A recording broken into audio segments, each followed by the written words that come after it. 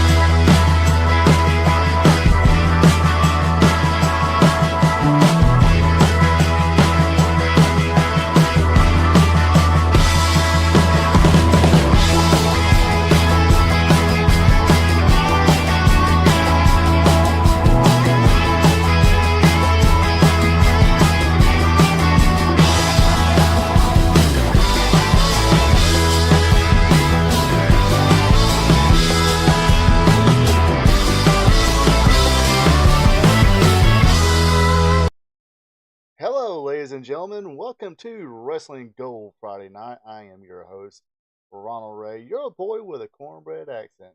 Let me go ahead and apologize for being a little lazy this week. It is Independence Day holiday week, so I'll take a couple of days off and didn't do the live stream yesterday. But actually, this show does feel like more of a vacation because the show is fun. Actually, all my shows are pretty fun, but like I said, need a little rest and relaxation. Uh, anyway, hopefully everybody had a fun, safe Independence Day holiday. Uh, Hopefully everybody had fun shooting off fireworks. I'm pretty sure some of you are still shooting off fireworks because guess what? My neighbors has been shooting fireworks off since Monday night. So yeah, that happens like every. Am I the only one, or does this happen like every town or every neighborhood or whatever?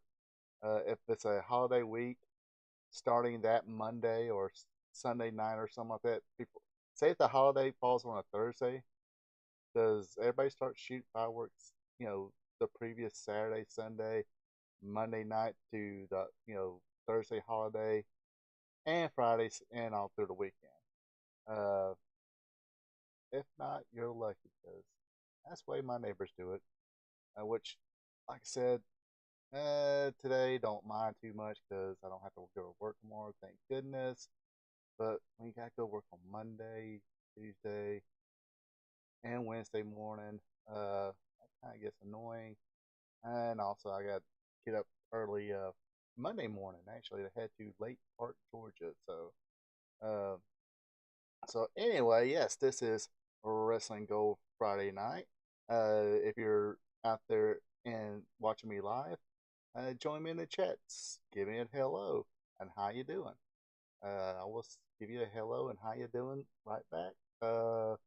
If you watch this on the replay, again, just put in the comments. Give me a hello if you want to, or just give me your opinions on any of the stuff we discussed this evening. Also, if you're entertained by this, hit that like button. It does help. And big kicker here, the one thing that helps out the best is you would be in a champ and clicking on that subscribe button. Anyway, let's see. Nobody in the chat so far. Uh, I don't expect too many people to be, but I'm just sitting here having fun doing it because I know it's a holiday. I didn't think, especially yesterday anyway, or last night. For sure, everybody's too busy going out, enjoying the fireworks and cooking out, having a good time and stuff like that. So I don't think anybody missed last night's show too much. I'm pretty sure today's probably gonna be the same thing.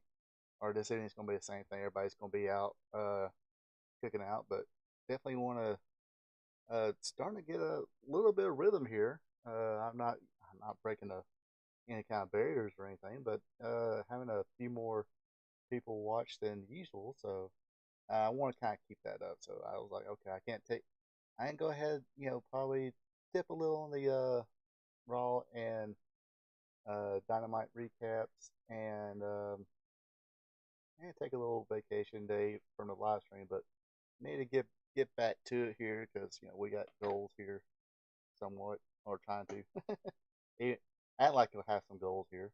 So yes, I'm back here tonight, and I think we got a premium live event tomorrow, Money in the Bank. So I'm definitely gonna watch that. Probably have a recap show of that come Sunday. So uh, definitely check that out. And like I said, today is uh, July 5th, and let's get into this day in wrestling history here. All right. First things first. Oh, pop off the notes here. There we go. All right. On this day in 1974, Buddy Colt defeated Mr. Wrestling 2 to win the NWA Georgia title that took place in Atlanta at the Municipal Auditorium. Uh, Somebody in the chat probably remembers if when the Omni was built, this might have been a little for.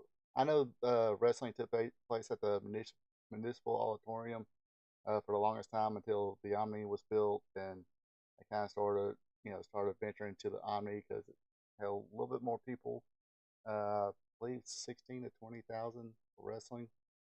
Um, that's what the Omni will hold. But before the Omni, they they held it at the Municipal Auditorium in Atlanta, and a lot of wrestling history took place there. Um, anyway, on this day in 1975, the Sheik defeated Bobo Brazil for the Detroit version of the U.S. Championship. This will be the Sheik's eighth uh, U.S. title win. So, or started his eighth reign as U.S. champion. Of course, this was his territory and everything else. So, um, Bobo Brazil, legend in his business as well. Had long-standing feuds with the Sheik in Detroit.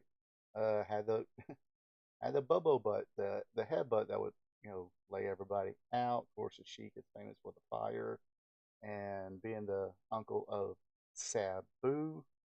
Let's see here. What else? But yeah, he was uh, wasn't a lot of African American wrestlers back then, and Bobo Brazil, one of the first of there. Hello, Brenda Watson. Um, and was a big star, top baby face, and like I said, that headbutt of his would lay everybody out. Anyway, on this day in 1982, in Memphis, Tennessee, at the Mid South Coliseum, drawing 7,908 people. Got to see Bobby Eaton pin Paul Fergie, who was Jerry Lawler's cousin, who was also a referee. If you watched the UWF one, he was a referee in the UWF. Interesting thing here, we had Ron Bass and Stan Lane defeat Norville Austin and Dennis Condrey, who was known as two-thirds of the Midnight Express. Yes, in case you've forgotten, I haven't mentioned lately that the original Midnight Express was Dennis Condrey, Randy Rose, and Norville Austin, kind of a three-man team there. Usually, what was called the Freebird rule. Any when they won tag team titles, any two to three was able to defend those. This time, of course, it was Dennis Condrey and Norville Austin. But the interesting thing about it, especially with that name, the Midnight Express, later on, of course, everybody knows that Dennis Condrey would team up with Bobby Eaton, who earlier that night defeated Paul Fergie. Uh, but when they went to Mid South, Bill Watts put Condrey, Eaton together, gave them a manager, the legendary Jim Cornette, called it the Midnight Express, and I think that's how the conversation started. It's like, well, what when Bill Watts like, hey, what should we call you? And uh, Dennis said, well, me, Randy Rose, and Orville Austin was the Midnight Express. Bill Watts like, good, because we got the Rock and Roll Express. Rest is history on that part. And another interesting part about this is later on that when Dennis took a sabbatical, they replaced Dennis Contra with Stan Lane. And of course, they became very decorated tag team champions, first tag team in NWA history to win whole at one time, U.S. Tag and the World Tag Team titles simultaneously. Of course, having to give up the United States Tag Team Championship. Also that night, we had Bill Dundee defeat Sweet Brown Sugar, who was Coco Beware, in a Coal Miners Club match. Southern Champion Kamala defeated Steve Kern. Of course, Steve Kern, Stan Lane were the fabulous ones. So this was a little before that. Dutch Mantel, Bad Mother, you know what? Defeated King Cobra for the Mid American title in a no DQ match. Jerry Lawler defeated Iron Sheep via countout in a no DQ match to earn a match with Jimmy Hart. Of course, Jerry Lawler will beat Jimmy Hart via disqualification in a lumberjack match. All right, here. On this day in 1986, we had the Great American Bash in Charlotte, North Carolina, Memorial Stadium, drawing 23,000 people. That's a big chunk of people there. Opening match, of course, was NWA World Junior Heavyweight Champion Denny Brown. Uh, went went the distance, went to Broadway with Mr. Electricity Steve Regal, not to be confused with Lord Stephen Regal or William Regal. For him, it was a guy named Mr. Electricity Steve Regal. Good worker too. I think the second person I seen use that corkscrew elbow that Buddy Landell did. Other matches on that night was Robert Gibson and Black Bart, or Robert Gibson pinned Black Bart. Ole and Arn Anderson defeated Sam Houston and Nelson Royal. Manny Fernandez pinned Baron Von Reschke in a bunkhouse match. Wahoo McDaniel defeated Jim Garvin in an Indian strap match. Ron Garvin defeated Tully Blanchard in a take this match. The Road Warriors Hawk and Animal defeated Ivan and Nikita Koloff in a Russian chain match. Jimmy Valiant pinned Shaska Watley in a hair versus hair match. That made now Shaska Watley a bald-headed geek. Dusty Rhodes, Manon TA, and Baby Doll defeated the Midnight Express, Bobby Eaton, Dennis Contrey with Jim Cornette in a steel cage match. Also in a steel cage match, NWA World Champion Ric Flair defeated Ricky Morton in a steel cage match. Joe King, what's up? What's up? No, we're not going to do the Ron Killings what's up deal because I don't know. I can't hit a what's up back. Also on this date in 1986, Showtime, the cable movie channel, aired WrestleMania 2. Do definitely remember this fondly. I forgot. I guess we had a little family gathering. My older brother, was married at that time, and I can't remember if any of his kids were born yet. He was anyway. He was married, and they had Showtime. Of course, we didn't have any cable because where we were living at the time didn't we didn't have cable there. There was no cable in the area we lived at. So of course, my brother said, "Oh, Showtime's going to air, or WrestleMania 2," and of course I'm like, "Ooh!" And of course, my dad looked at my brother and said, "Hey, record that for him." So my brother did record WrestleMania 2 for me. Gave me the tape, and I think I wore that VHS tape out. So VHS kids, Google it. VCRs you can record on these you record programs off TV using a VCR and a VHS tape. So anyway, anything else? Go ahead and Google it. And of course, WrestleMania 2 had the main event: King Kong Bundy versus Hulk Hogan in a steel cage match. I actually do have a episode of Classic Wrestling Reminiscing, uh, featuring WrestleMania 2. So I might just give me a few minutes, and I'll share the link up here. Let's see if I can do it now.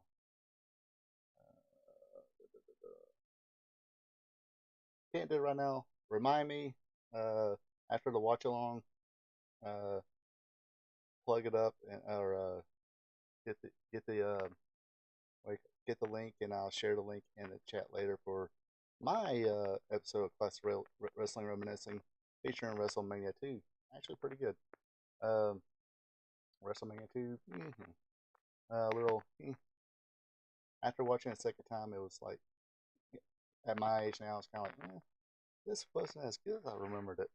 Anyway, all right, move along here. On this date in 1992 in Atlanta, Georgia, the Miracle Violence Connection, Terry Gordy and Steve Williams.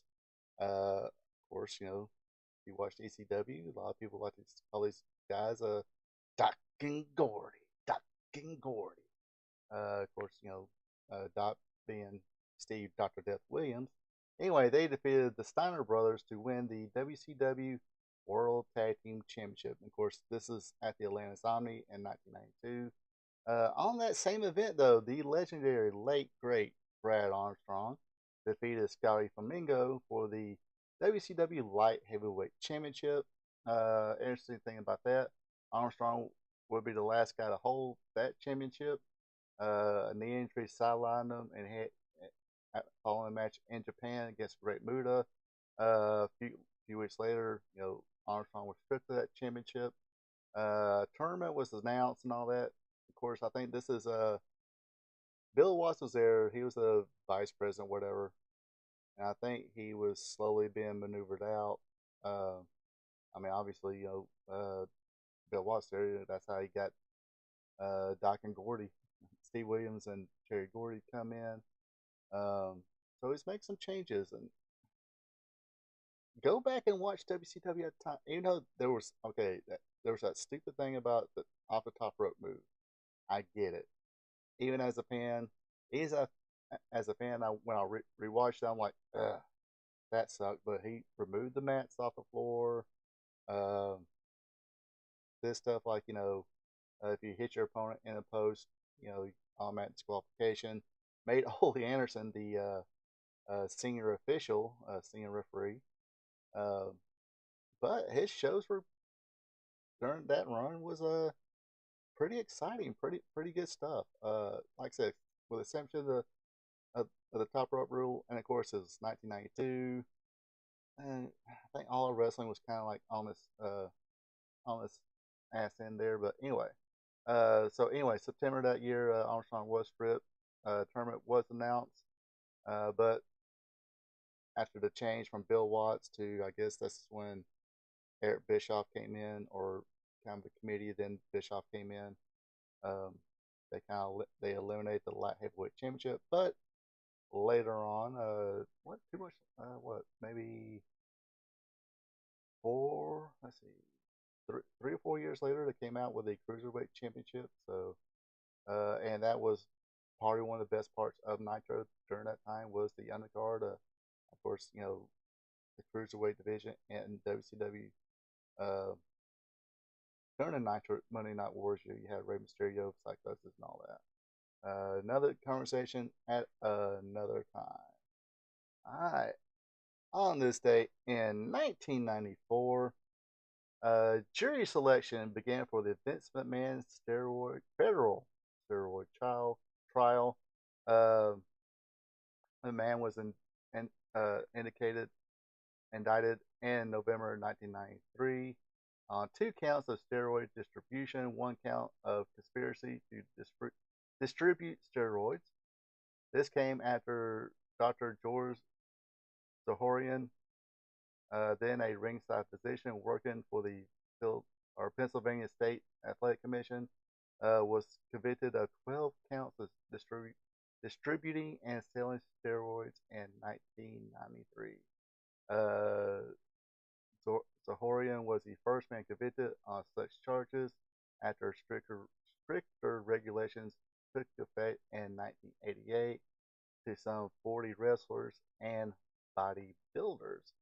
Um, if a man was convicted, which we all know he wasn't convicted of that, he would have faced 11 years in federal prison, $1.5 million in fines.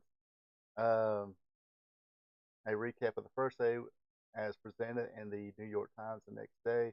The trial will last 2.5 weeks. Among those who took the stand on the trial was Hulk Hogan, who had just recently signed with WCW, and Kevin Walkolt, who had previously had a Kevin Kelly, who had previously had a stint with the company as Nails. Nails infamously admitted an oath that he hated Vince McMahon. He still held a grudge from McMahon, only giving him $8,000 for his match at SummerSlam '92. That's where he would later assault McMahon and was fired. Of course, the defense, the man's defense, painted Nails as a bitter ex-employee and may have played a part in McMahon ultimately being acquitted on all charges later that month. So, yep, your fault. Your fault, Nails. Just kidding. Let's see here. But yeah, the man's lawyer, he was a crafty dude. Go back and watch the Dark Side of the Ring about the steroid trial. That was a okay episode, but you do see how good my man's lawyer was. So I don't think he's. I think that lawyer's retired now. I think. Anyway, by the way, how's my sound out there? Do y'all hear like any kind of background noise or anything? Any kind of bad echoes or anything? Um, I made a couple of changes here, so making sure everything kind of sounds better, hopefully. Let's see. All right, now that question is out of the way. Give y'all time to answer that. As I talk about the last thing here, on this day in 1999. Good. So you don't hear any kind of background noise or anything, like any kind of background scratching noises, because I know this. All right, cool. Yeah, because I know sometimes this cord would I can hear it every time I do stuff, but I think I was watching. Well, I was watching one of mine and or rewatching it kind of and noticed that I heard a little thing in my a cord kept scratching and everything. So hopefully I adjusted everything on here good enough to where everything sounds great. Uh, besides me talking. Anyway, back on history today in wrestling history. On this date in 1999, WCW presented Nitro from the Georgia Dome in Atlanta, Georgia. 25,338 were in attendance, but only 19,500 actually paid. Of course, 1999. This is when the steep decline in WCW was starting to take place. Uh, in the show's main event, WCW World Champion Kevin Nash defeated Sid Vicious via disqualification. On that same show, Scott Steiner is stripped of the WCW United States Championship and is awarded to David Flair. You want to know why? It was in decline. This was actually the last wrestling event at the Georgia Dome until WrestleMania 27, I believe. Uh, this show also featured a live performance by Megadeth and the return of Bill Goldberg, who had been off television since going to a no contest with Sting at Slamboree. The show's finish inspired the Botchamania meme, Sin for the Man. The unannounced return of Goldberg does little to turn the tide in the Monday Night Wars. That week's Raw, headlined by The Rock defeating Triple H in a steel cage match, and the Hardys winning their first WWF Tag Team title win, beats now Nitro 6.2 to 3.3. So yeah, not not saying WCW didn't try, but sometimes When you're doing stuff like stripping Scott Steiner just to work to David Flair, eh, sometimes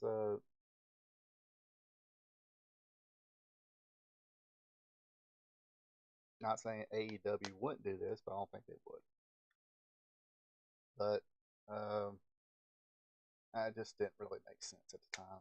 A lot of stuff that they were doing at the time didn't really make sense, so um, that's why they declined. When you when you don't have anything kind of interesting, and you killed off Goldberg when they let Kevin Nash beat him the first time, even though Scott Hall interfered, whatever. Uh, he was believe it or not, he was a draw. Uh, I remember there was a newspaper article at the time. Bill Goldberg was at the mall, not the mall, Georgia Square Mall in Athens, um, and the place was wrapped around the building. Just trying to get a chance to meet Bill Goldberg. Of course, Bill Goldberg played football for the University of Georgia, and also was an Atlanta Falcon. But good college player, but didn't do much in the pros, so he became a pro wrestler. That's how they did it back in the good old days. Even way before then, I think. Um, yeah, I won't say he was the last one, but there's a lot of them that did that. Tried, you know, pros or people like Ernie Ladd and Wahoo McDaniel. They played pro football and was good at it, but yet they would make more money because they weren't making the money they were today. So they would supplement their income by getting into pro wrestling. And eventually they kind of realized, like, look, I make more money in pro wrestling than I can playing football. So um, they stuck with pro wrestling. But anyway, that does it for this week's Today in Wrestling History. Not the show yet, not the show yet. We got a interesting, well, I guess somewhat interesting little watch along here. We're going to have Southwest Championship Wrestling from, I believe, 1982. Yes, August 7th, 1982 uh, is when I believe this thing was done. Of course, Southwest Championship Wrestling was ran by Joe Blanchard. Joe Blanchard, of course, the father of Tully Blanchard. You had stars like the Montgomery Stomper, Tully Blanchard, Chino Hernandez, Bob Sweetan. Um, Not sure who all we're going to see today, but because I haven't watched this episode quite yet, but we shall watch it together. And I actually did a look at finally looked it up, seeing what all the libraries WWE own. Of course, I took the Cliff Notes, or as some people call it, Wikipedia. Um, and I finally, got a list here of all the uh, video libraries that they own. Uh, let's see, they own AWA from 1933 to 91. They share that with ESPN. Georgia Championship Wrestling from 1944 to 84. ECW 1992 to 2001. Memphis Championship Wrestling. Memphis Championship Wrestling was like a um, developmental territory at the time, but only for like a year. Ohio Valley Wrestling, which was the developmental territory that a lot of people came from, Cena, Orton, Batista. Uh, they own their video library from 99 to 2008. Of course, Al Snow owns it now. I think 2008 when uh, they moved everything to Florida, the performance started building the performance center and all that. Deep South Wrestling, of course, they only had there for 2 years. This was just a developmental territory, Deep South, not the 80s Deep South Wrestling. Both, of course, owned by Jody Hamilton, or ran by Jody Hamilton. The original Deep South was owned by Jody Hamilton, the assassin. Of course, I guess Vince thought it'd be a good idea to bring Jody, the assassin along, and due to developmental territory. Unfortunately, lasted only 2 years. Kingston, Xavier Woods came from there. Actually, Kenny Omega actually wrestled for Deep South for a while. He was on a developmental territory.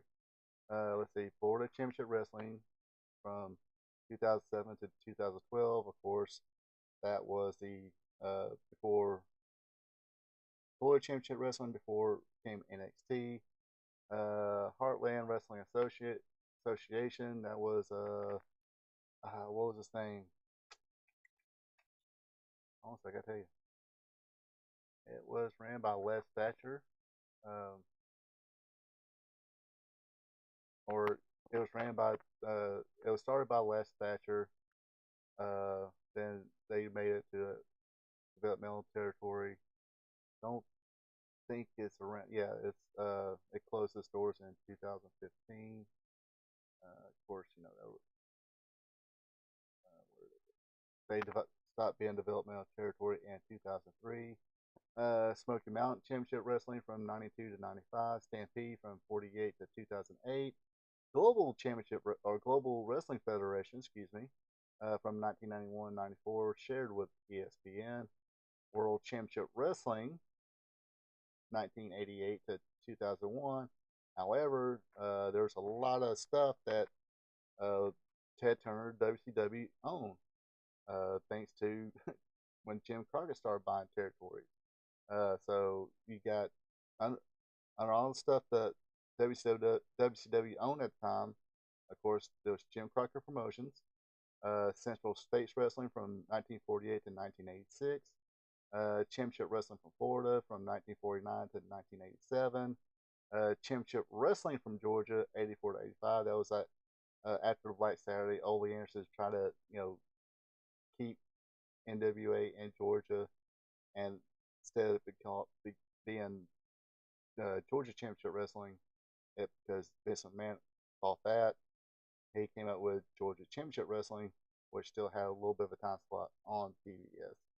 And of course, Universal Wrestling Federation from 1950s to 1987, Tri-State, um, Mid South, UWF, World Class Wrestling, Maple Leaf Wrestling.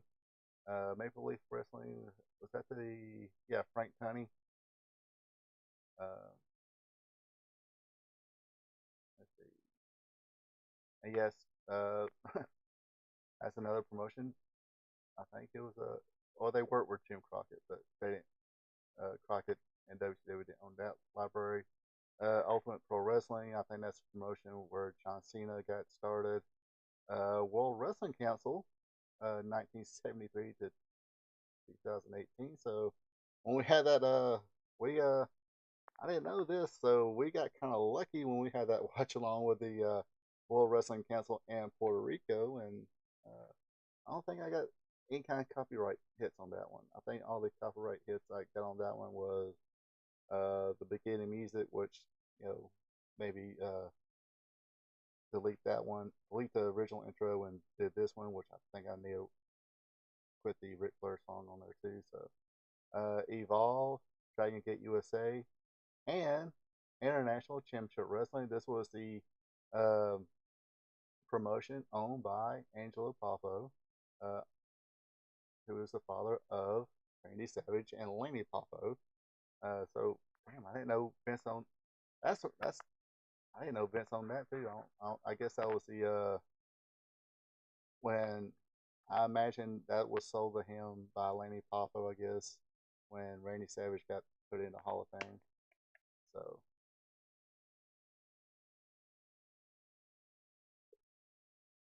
all right here. So, like I said there, so there was no WWE does not own Southwest Championship Wrestling, so we can watch it, or we can do it old fashioned way. We can I can just play it on here, and we can all watch together instead of doing the countdown BS. So that we get a little bit of break from that, but at least now I know which ones I can watch. Uh, and give me some ideas of what to check out later on. Since we can do either way, I can play it on here, or we can do the click the leak thing, countdown, click the leak thing. But yeah, it should be fun. Let's see. So yeah, this week we're gonna watch some Southwest. Um, so maybe next week we'll watch some AWA. Anybody want to watch some AWA next week? That's next week now, not this week. Think about that one. But anyway, speaking of watch along, let's start with this week's watch along and Southwest Championship Wrestling. Like I said, this is from. Oh, all right, there's your list. Yeah, share the screen here. So if everybody's ready, I'm about to press play here. Let me first thank what's the name? Memphis Wrestling or Memphis Continental Wrestling Cast. They put this up about a year ago. Oops, sorry. So thank them. Drop them a like, of course. So appreciate like I said, Memphis Continental Wrestling Cast for let me use it for now. Anyway, all right, let's get to it here.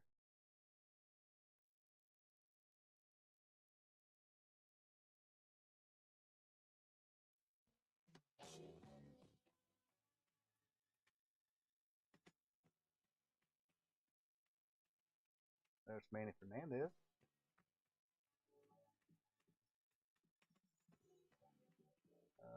Not sure who that is. I believe that's Tiger Conway cheese. Bruiser. My God, they like highlighting the drop kicks in their promo here. Scott Casey.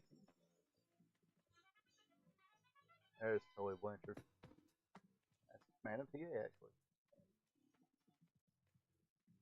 Yeah, I think that was a young Terry Allen.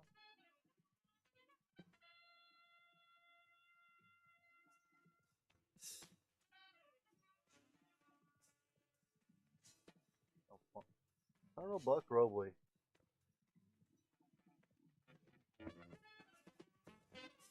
Buck Robley is supposedly one Welcome of to the Southwest great Championship Wrestling. We've got a great lineup for you today. The dynamic duos here, Bob Sweetan, the girls, the Mongolian Stomper, and more. Well, ladies and gentlemen, the Southwest Tag Team Champions, and I guess congratulations in order. I hate to congratulate you after what I saw you do here on Champion. Yes, congratulations are in order. Steve Stack, I'm almost ashamed. You should be kissed the ground that you are standing on just to be on the screen with the dynamic duo, the Southwest Tag Team Champions. You can talk about how bad Lucas is hurt or whatever, but I tell you what, we brought a little Gino film for you people to see. It was a big match in Houston, Texas last week. Southwest Tag Team title. Ken Lucas, Ricky Morton against the dynamic duo, Gino Hernandez, Tully Blanchard. And we just want you people to watch and see about your heroes and how much punishment they can dish out and how much the dynamic duo can take and still walk out of the ring give with Ken the Lucas belts. a lot of credit. Gino Hernandez. Teaching him how to be What it a all boils pure down white meat to, babyface. as I guess last week on television, we literally tore the heart out of Ken Lucas because when the going got tough, you definitely faltered because the belts are back where they belong. We're not the new champions. We're the true champions. We've always been the champions. And as you can see on the tape, like he said, they came at us with everything, and we still walked out of the ring with the belts. I'd like to say, let's don't hear about Lucas and Morton no more, because you don't have a partner anymore, Ricky Morton. Ken Lucas, retire. Go back and find another profession because you can't put a sleeper on with one arm. Steve Stack, why don't you do your job and introduce that tape we brought? Ladies and gentlemen, we'd like to take you now to Mr. Peter Burkholz at the Sound Houston Coliseum in Houston, Texas for the Southwest Tag Team Championship match. And again, that's what the territories would do. They would, show a match from one of the arena shows. So this is the And third you and got to see final there, ball. The Gino first was ball went to the champions, good Ricky talent, Morton and Ken good Lucas. on the mic. Then gorgeous Gino Could have and Tully been a Blanchard bigger star bounced back than in the second if fall. he had, lived. Bounce back in the second fall with the equalizer. This is the third and Not a final fall. It's a big 60-minute bulky time body limit, guy, so but we have somewhat in plenty of shape. time left in this match. Gino staying after Ricky Morton. And see Gino block any movement by Morton to get to his partner Lucas. Unfortunately, what can you Now that's say? just Tully Blanchard, he was plain a heck of a talent good heel, one tag of team strategy the best heels, a natural heel. by Gino and Tully. As And he will tell controversial you as their that. style is, Go watch one of his you his still interviews. got He'll to say, hand "Look, it to I just him got a for knack for remaining such knowing a how to piss people top-ranked off." tag team. And a team that's trying to come so close to winning back the Southwest Tag Team belts, which they love so much. Tag Gino comes in. You see how the teamwork is playing an important role in this match. And it should, because we have two experienced tag teams in the ropes. Backdrop by Gino. Gino going back to that guillotine drop for that elbow of his that won the second fall, and this time he missed. He was aiming for Morton's throat. It was the move that won the second fall. It could be the move that's going to cost him the match, because Gino is hurt. And now Lucas is going to take after Charlie and try to turn this match around. And Lucas is fired up. So are the fans here in the Coliseum. As Lucas now stayed after Tully, chomping down on him. A lot of bad blood between Lucas and Morton against Gino and Tully. And a lot of pride on the line, not to mention the Southwest Tag Team title and belts. And Tully now is cut open. And Lucas is going right after it with those pinpoint blows of his. And Tully is caught in a bad way. Gino's still caught in a bad way. And things are starting to look up for Lucas and Morton. Because, he tags Morton, and Morton is fresh. Morton is ready to pick up where Lucas left off. And kept punching him in the head. So So if you keep punching somebody in the head, and it charges you want to try to fight another team's Lucas and band, of Morton course up they're going to even bleed. to But greater that's where, heights. uh, As Ricky is him got bleeding Tully, he's makes setting sense him of up, and that like I said, it elbow was free trying Rock and Roll to Express, catch Ricky Tully. Morton here. Now Morton coming up and drops on top of Tully. We could have the match. We've got Ricky on top. We got two, but no three. So close, but And how many no more third matches count. did Ricky Morton have with Tully Blanchard? Morton Tully tags Blanchard with Arn Lucas, Anderson. and Lucas Of comes course, in Ricky Morton, as Robert they start to Gibson, display their own tag team skills and talents. or actually Tully Blanchard, or any member of the Four Horsemen. A few Lucas times, saw Ricky Gino Morton leading into and the Tully ring Blanchard and couldn't singles resist matches. the opportunity to belt him one. And Lucas has got a mean way of holding that side headlock and popping him with that fist. It's an effective way of stunning, and we've almost had it. Tully is still stunned from the punishment he's taken, and we came very close to having the third count. They came very close to tagging Gino, and Lucas wants to do everything he can to prevent allowing Tully out of this predicament. Morton's anxious to come in. They tag legally. And Morton now sees if he can find the solution to putting Tully to the mat for third count. He found a solution in stopping Tully from tagging Hair's Gino. a little longer, but he still has the same Gino's got a concerned look on his face. He knows his partner and good friend Tully is in trouble. Gino knows that he's got to get inside the ring, and there it is. That tag that brings in Gino, but Morton was right for him. Ricky Morton charges right into Gino with the same fired up spirit that he was charging into Tully. And that one up to the midsection does a lot of good for Morton and a lot of Gino now. Lucas picking up on Gino. Ricky Morton. I would say if Gino's playing the legal man inside the ring and chopping down on Gino now is Morton.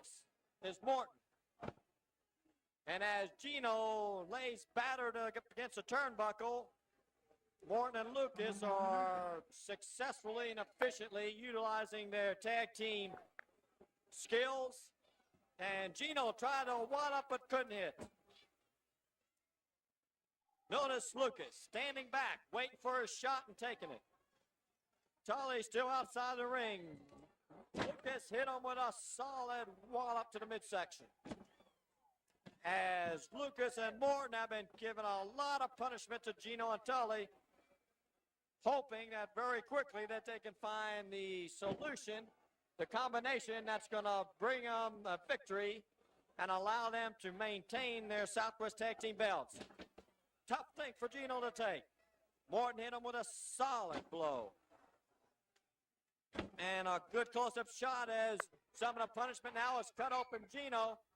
Tully pulled Morton over just in time to save the count. And while Morton took out his frustration on Tully, Lucas took a few wobs at Gino. Like you They see right know there, they got Gino and Tully right where they want them. I'm right here. Morton setting Gino up again, but Gino came with that boot. And Morton was ready for Tully. Do y'all still hear me? I tell you, a lot of respect for this Ricky Morton, the way he can bounce back so quickly and the way he throws a drop kick.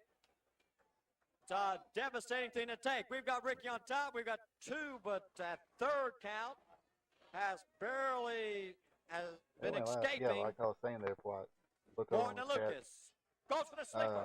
Lucas goes for the sleeper. Gino didn't do a good job of hiding the fact that As he he was pours bleeding it to there. Tully.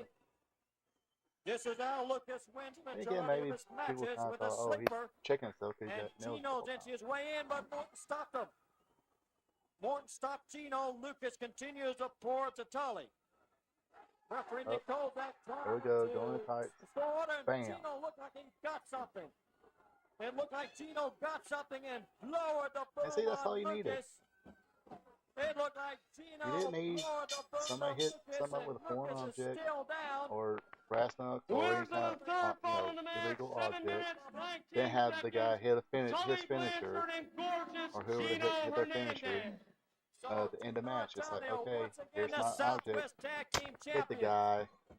Have the other guy just lay on top of him or whatever and win the match. You didn't need all that extra crap. If he's knocked out, he's knocked out. Or if he or she is knocked out. The new tag team champions, gorgeous Gino and Tully Blanchard. And a controversial, can y'all hear me and hotly see me out there? disputed decision, to say the least. We'll be back with more wrestling action after this word from the studio.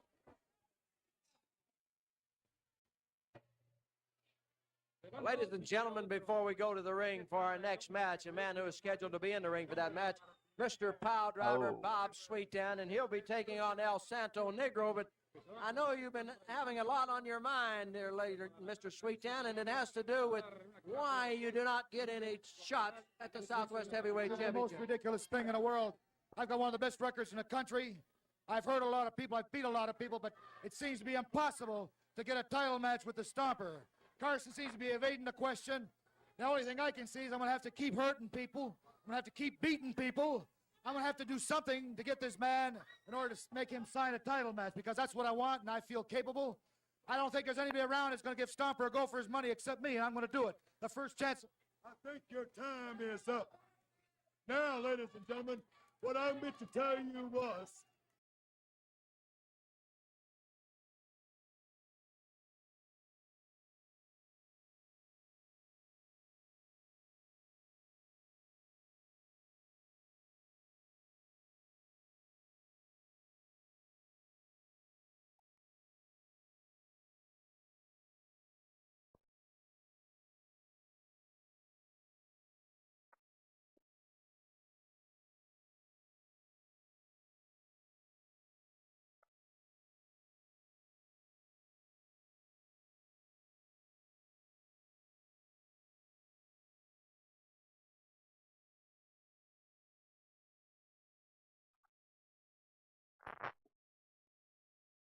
Let's see. Just turn that.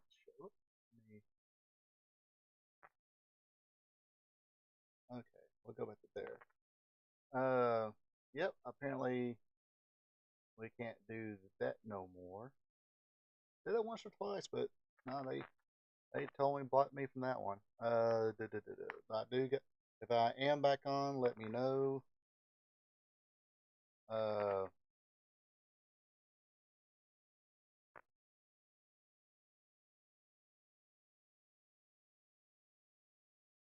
I guess I'm still recording here. Anyway, that's off, so can't use that.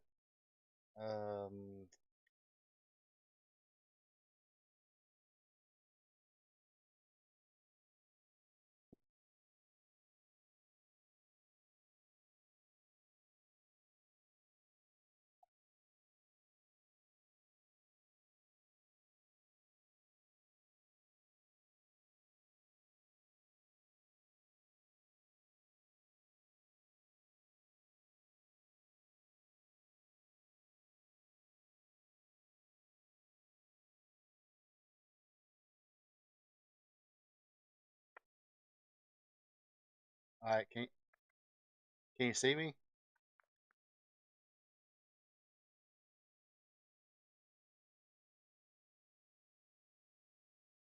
Am I back on? Okay, I'm back on here. Yep. Cool. Okay. Guess we can't do that no more. So yeah, it's gonna be. Keep hurting people. I'm gonna have to keep beating people. I'm gonna have to do something. Guess we're gonna have to do the 1, 2, 3 go thing here. Let's see here.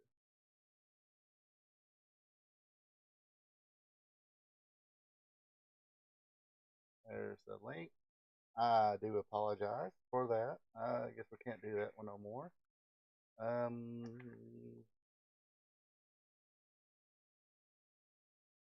wow.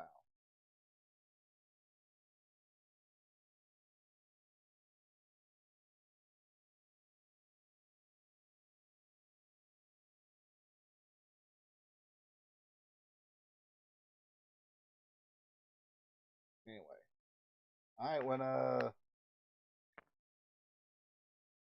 When everybody's ready to go, I'll start the count off. So yeah, if you don't know why I'm kind of confused right now, I just found out I was offline. So yes, try to use the old-fashioned way, use somebody else's. So I do apologize. Didn't use it without permission. So sorry about that. So so if y'all ready for the countdown, we'll try this again. Anybody out there? Hello. But yeah, that this share the link up. Just telling when y'all ready, and uh, we'll do the countdown and press play at the same time. Yay!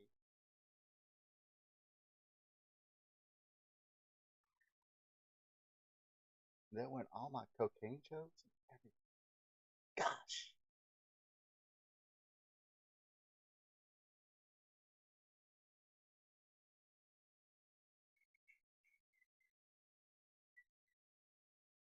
Shoot. All right. Ready?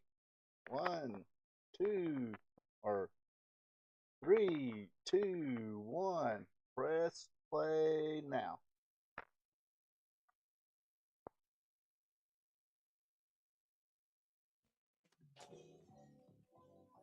Okay. That's another thing. I gotta make sure the sound is off on here because anyway, yeah, I think that's Tyler Conway Jr. Big Bruiser Brody. They love their drop kicks in their promos here or their intro here, or showcasing everybody. So showcasing everybody doing drop kicks. And that's Tolo Blanchard. I do that's young Terry Allen, aka Magnum TA.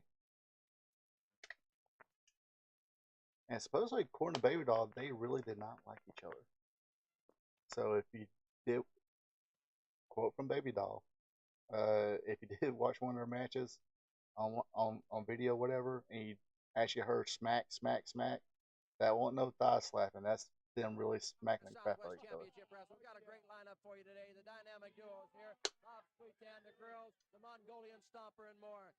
And ladies and gentlemen, the Southwest Tag Team Champions. And I guess And there you go. They're congratulations in the order. I hate dynamic to duo, congratulate you after what I Tully saw you do Blanchard here as and champion. Gino Hernandez. Congratulations are in order. I'm pretty Steve sure they Stack, I'm done. almost ashamed. You should How kiss many the lines do you think ground they that you done are standing on snorted just to before be on the screen that with promo the there? dynamic duo, the Southwest Tag I'd Team probably say Champions. probably about one or You know, two. you can talk about how bad Lucas is hurt or whatever, but I tell you what, Maybe we brought a little Gino film did for 3 you or people 4. to see. It was a big match in Houston, Texas last week. Southwest Tag Team title. Ken Lucas, Ricky Morton against the dynamic duo, Gino Hernandez, But Tully Blanchard. that is a And we couple just want talented you people to guys right watch there. and see Tully about Blanchard your and heroes Gino and how Hernandez. much punishment they can dish out and how much the And dynamic Tully duo can Blanchard take would and have been in still his walk out of interviews. the He's ring like, with their belts. Gino I was better Hernandez. as a heel. I can piss What it people all off boils better than I down can to, make them happy. as I guess last week on television, we literally tore the heart out of Ken Lucas because when the going got tough, you definitely falter because the belts are back where they belong. We're not the new champions. We're the true champions. We've always been the champions. And as you can see on the tape, like he said, they came at us with everything, and we still walked out of the ring with the belts. I'd like to say, let's don't hear about Lucas and Morton no more, because you don't have a partner anymore, Ricky Morton. Ken Lucas, retire. Go back and find another profession because you can't put a sleeper on with one arm.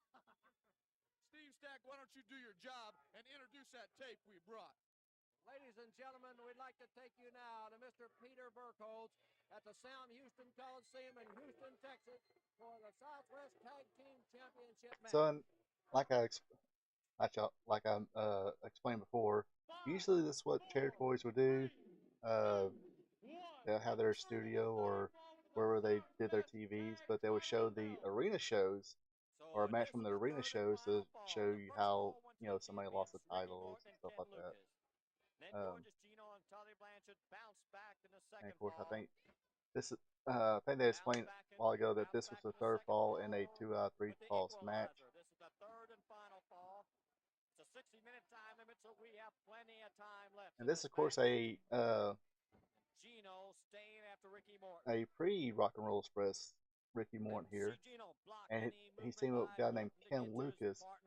And in Ricky Morton's interview, he gave Ken Lucas a lot of credit for teaching him how to be that pure white meat babyface, get that fire, make that comeback, sell, and get that sympathy and stuff like that.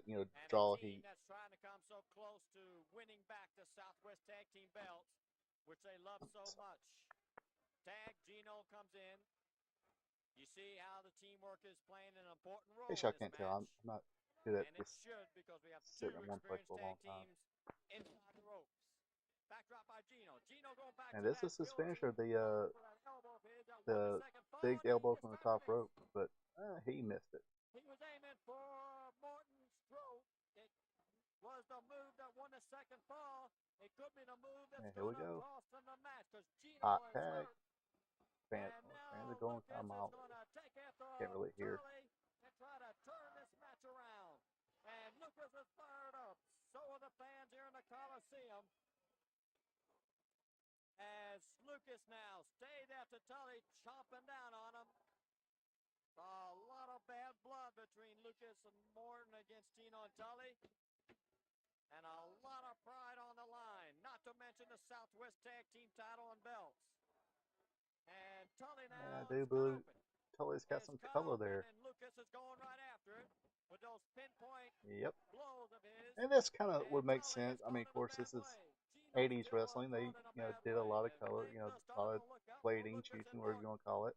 He tags Red Morton, versus, and or Morton is red fresh. turns to green. Morton is ready to pick up where Lucas And this left kind of off. makes sense too. It's like, And as the okay, fans get Ken Lucas louder, just spit at his it head, kept charges punching at his head. So Lucas yeah, and Morton up if you even actually punch to somebody, greater heights. punch them in the As head, they would Ricky actually has got Tully, he's start setting him bleeding up, from and the that head. elbow trying to catch Tully. Now Morton coming up and drops on top of Tully. We could have See, a match. they, We I got mean, Ricky on top. We got two, but no. came down with a fist drop, So hit somebody in the close, head, but and no it's third actually sold the count. hands out. Ow, that kind of fucking hurts. Lucas. And Lucas comes in as they start to display their own tag team skills and talents. Lucas saw Gino leaning into the ring and couldn't resist the opportunity to belt him one. And Lucas has got a mean way of holding that side headlock and popping him with that fist. And I think from Southwest, Ricky would go back to Memphis and team with Eddie Gilbert. Tully is still stunned from the punishment he's taken, and we came very close to having the third count. They came very close to tagging Gino, and Lucas wants to do everything he can to prevent allowing Tully out of this predicament. Morton's anxious to come in. They tag legally, and Morton now sees if he can find the solution to putting Tully to the mat for third count. He found a solution in stopping Tully from tagging Gino. Gino's got a concerned look on his face. He knows his partner and good friend Tully is in trouble. Gino knows that he's got to get inside the ring, and there it is. That tag that brings in Gino, but Morton was right for him. Ricky Morton charges right into Gino with the same fired up spirit that he was charging into Tully. And that one up to the midsection does a lot of good for Morton and a lot of... And don't let Gino do a good job hiding the fact that he's bleeding at that picking time. up on Gino. Ricky Morton is the legal man inside the ring. And of course, he probably trying to make it look like he was checking himself, make sure he wasn't bleeding. And as Gino lays battered against the turnbuckle, Morton and Lucas are successfully. Of course, Gino, that's part of his character too. He very much cared about what his face looked like. Gino tried to one up but couldn't hit. Yeah, like I said, Gino did a good job behind the fact that he was bleeding there. But nevertheless, I mean, you did get to see him deliver a promo, see him as a little bit of ring work. Could have been a big star in Crockett. I know there was questions coming around one time, would he have made a good horseman after Ole Anderson had left and, instead of getting replaced by Lex Luger, but I think at the time there was like a lot of money tied up in Lex Luger, so. Morton hit him with a solid blow. Nevertheless, though, but I mean, he could, do his own. He didn't have to be with the Four Horsemen. I think he'd been a good Four Horseman. I mean, he could have easily had Flair World Champion, Arn TV Champion, or US Champion, and Tully and Gino continuing being the dynamic duo and win tag belts. Or, Tully Arn tag, and Gino was a pretty decent singles wrestler too. I mean, and Morton was ready for Tully. If he had lived, that's fine. I tell you, a lot of respect for this Ricky Morton. The way he can bounce back so quickly, and the way he throws a drop. If he didn't, die from a drug overdose and all that, and left world class, went to Jim Crockett. Not sure WWE. He was. Morton and Lucas goes for the sleeper. Got that sleeper hold. As he pours it to Tully. They got locked in pretty good there. Second ref, is he tapping? Okay, they didn't tap at the time. Morton cut Gino off. Oh, come on, ref. He's just trying to pay attention. Oh, Gino put something on his tights and knocked him out. Now, notice this right here. Notice how a lot of people do today. If they hit somebody with a object, brass nut, whatever, ring, or roll of quarters, whatever, the other wrestler will pick the opponent up and still hit their finisher, then pin the person. Don't need that. If that person's knocked out from the object, just roll them over. That's how you get more heat. I mean, I don't know if it's an ego thing. It's like, no, I got to pin this person with my finisher. I can't, I'm the heel. I'm trying to get heat here. can't And a make people think controversial, hotly I can't disputed win with my decision to say finisher, the least. or have make people think I had to Get back use with an more object or wrestling action whatever, into or this have Swerve somebody come in to Studio. use an object. But like I said, that's all you Ladies needed. and gentlemen, before we go to the ring Oh, for our Mr. next Pile match, a Driver man who is Bob scheduled to be Sweetan. in the ring for that match, I heard he's a Mr. real Pile POS. Driver Bob Sweetan, But and anyway, he'll be taking that's on El Santo that's all you Negro. really But needed. It I was know just you've been having a lot on your mind here, object, Mr. crawl, Sweetan, and it roll has to over, do with put arm on them why you do not or get something. any 1, 2, shot 3, because at they're the knocked out. Southwest Heavyweight The most Championship. People ridiculous think thing in the they're world. knocked out. I've got one of the best records in the country. I've hurt a lot of people. I've beat a lot of people, but it seems to be impossible to get a title match with the Stomper. Carson seems to be evading the question. The only thing I can see is I'm going to have to keep hurting people. I'm going to have to keep beating people. I'm going to have to do something to get this man in order to make him sign a title match, because that's what I want and I feel capable. I don't think there's anybody around that's going to give Stomper a go for his money except me, and I'm going to do it. The first chance. I think your time is up. Now, ladies and gentlemen, what I meant to tell Oh, you that's was, not. That's something you don't want to do, Mister. let me tell you something. Don't you ever put your hands on me again. You Now, Don understand Carson, that? he was a Don't professional ever wrestler. put I your think hands he did on me most of again. his work in as a Understand? professional wrestler Don't ever do it again. in Tennessee, Oh, Gulf Don Coast Carson, Wrestling. glad you're Where he used a loaded glad you glove got here. And When called I got a peanut match butter. coming up, I'm going to take care of this. oh, But then he Bob got Sweetan was managing. mad. And then went back, Don kind Carson of back and got forth here. wrestling too. Sweetan grabbed him. Carson went running back to the dressing Would room. manage, Now the let's join the Stomper ring and announcer, have Marky do with the Martinez, Butcher for and the all that. introductions to this Actually, match. did some managing and wrestling in Georgia as well. For your next match of the evening, ladies and gentlemen, one fall, 15-minute time limit. In the right corner, weighing in at 285 pounds, from Baton Rouge, Louisiana, Mr. Pile Driver, Bob Sweetan. In the left corner, weighing in at 226 pounds, from Guadalajara, Mexico, El Santo Negro. Your referee, Jack House. Well, Sweetan starts in a hurry. But Some yeah, punching Sweet and some Tan, forearms. He puts El Santo Negro in a corner. Throws lots him of across success the in ring. the El Santo Negro up for a drop the kick. tri-state El Santo wrestling Negro going for territory, another the drop kick. Louisiana This one he territory, misses, and Sweetan and starts beating. Southwest territory. Sweetan with a big boot. And El Santo Negro. The Punch to heel the side to the babyface. face. Either way, Forearm to the back. of course, as you can tell, Sweetan his finish move kicking is out the to pile driver. Oh, the and by the way, Mongolian Stomper. The this match is Southwest over because Heavyweight there's a Champion is in Mongolian the ring stomper, against Bob Archie Sweetan. Goldie. Carson is out on the apron. Sweetan going after the Stomper. Ladies and gentlemen, the Stomper is interfering in the match. Sweetan's got him up for a power driver, and this Carson, there's the black glove. There's the black glove we told you about. Carson had it.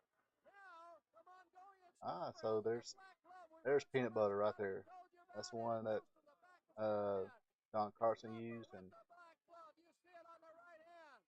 oh, Sweetan is being kicked in front. Stomper and Carson going after Sweetan. Well, they've opened up some wounds on the head and the face of bruiser Bob Sweetan. Carson is punching. The Stomper with the black and looks glove. like Bob should do a better job of. Jack Howell, the referee, trying to get things calmed down. He can't get the job done. He's not doing a good job of trying to hide it. The fact that he's bleeding too, but Dick Slater, Mr. Unpredictable, Mr. Excitement, Dirty Dick Slater, the guy who would beat up Tampa Bay football players. Gosh, who was it? They have really hurt Sweetan. Slater comes out to clear I don't the think they're ring. best of friends here. And there you see bruiser Bob Sweetan. The damage he suffered at the hands of the Mongolian Stomper and Don Carson. We'll be back with more of Southwest Championship Wrestling right after this.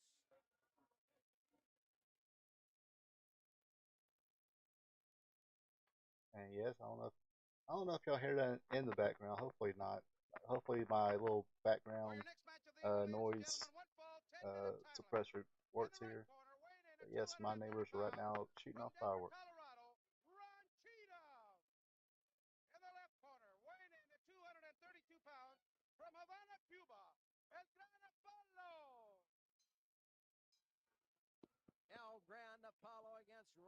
Cheatham, the referee, Jack Howe. Oh, I don't So, know. yes, this is Bruiser, El Gran Bob Apollo, not Sweetan, to be or Mr. confused Pile with Driver, the whatever you El want to Gran call it. Apollo that wrestled for TNA. Got Much into it with the taller, bigger dude Mongolian than this guy Stomper, is, but Don Carson. apparently After we this guy broke had for a the pretty good commercial, he career got too into in it Puerto again out Rico, in of the course, audience. in the Southwest. Wild action here on Southwest Championship Wrestling. Didn't get a whole lot about him, but Ron Cheatham El here, Grand he's Apollo a goes kind of in behind perennial Ron Cheatham. enhancement guy. Nice backdrop. Cheatham Wrestled in a goes few for the ropes. territories as a Referee Jack Howe asked for a break, and El Grand Apollo backstage. no, just the neighbors. Oh, oh, they are doing their fireworks show tonight. I thought they did their slap. I can't really tell because Side headlock. there's fireworks been going off all Apollo week. bouncing off the ropes. Ladies and gentlemen, Dick Slater. I told you that Don Carson's got that black glove. I told you, now it came out right there. It came right out on Sweetan. It sure did. They had that black glove. We've been So telling you the probably people got about it, but we never could catch them the with it. city here There's no doing doubt about it, theirs, sir. These guys will and do then anything, and they did it here on everybody Southwest else doing Championship Wrestling. I don't know what Sweetan the and, locals doing theirs. and You the Stomper got and Carson got the going. official You know, one, the I'm City of gonna Weimar say fireworks show, completely out of it whatever. myself. Then you have I don't like the Sweetan neighbors anymore, and he likes me, shooting but I their know right own there I saw privately the black bought glove. fireworks. And that's the reason why I came in the ring. Thank you very much, Dick Slater. Dick Slater out here, and boy, that black glove that we've been telling you about, well, we saw it here on Southwest Championship Wrestling today as the Mongolian Stomper and Don Carson brought it into the ring and used it. Yeah, you got him. Oh, okay, cool. I'm definitely not one of them, obviously. Yeah, I had to make sure I get the volume down here before I get hit again. Because last week, even though I did the 1, 2, 3 countdown thing, and shared the link and whatever, uh, they heard the music in the background, or the music from the video down in the background, and that's how they got me last week. But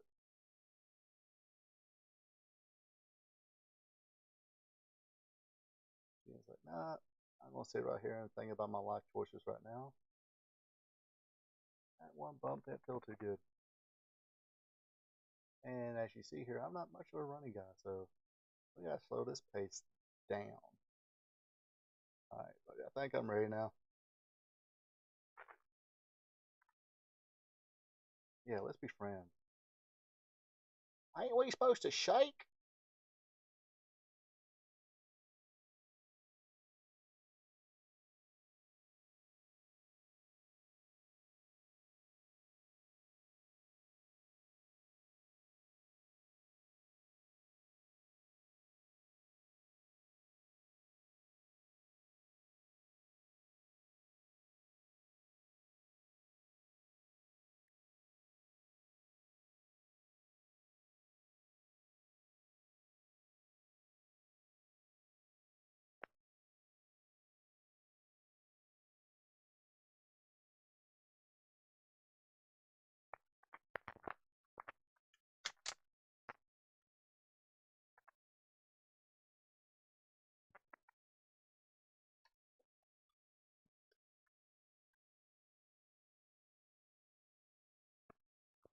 And that is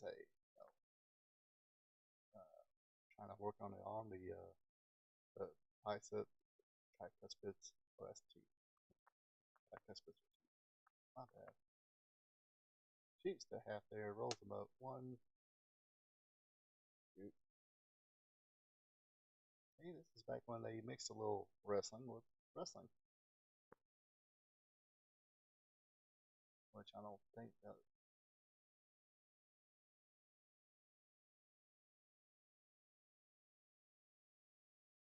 I don't know.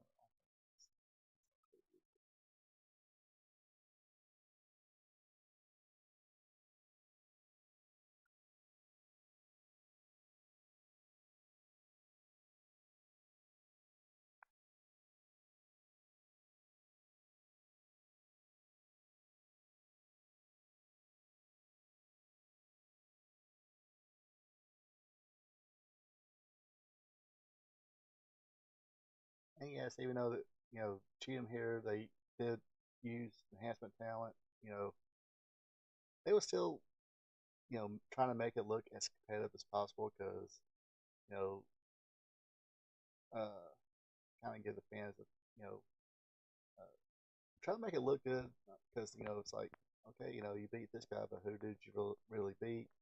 Uh, that's where fans really started catching on about oh we know who's gonna win here or we know who's gonna win here. Oh, yeah, it's going to the top rope. And I do believe yeah cross body block one, two, three. That was ropes are a little loose there, so he didn't get a lot of height on that one, but but it still looked good. Came right down with him, hooked the leg. A lot of people don't do that now. They do this, jump as high as they can, do the cross body block. The legs right there to to quicker than the hook. They usually just keep tumbling over and um, pose and whatnot.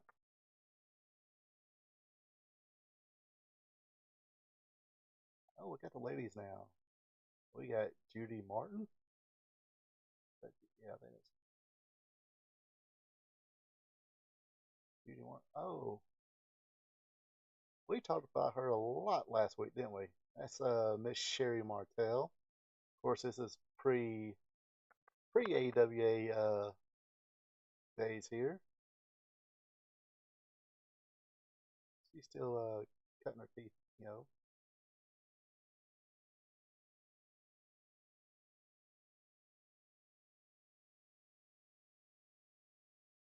Guess she's still kind of learning the ropes a little here.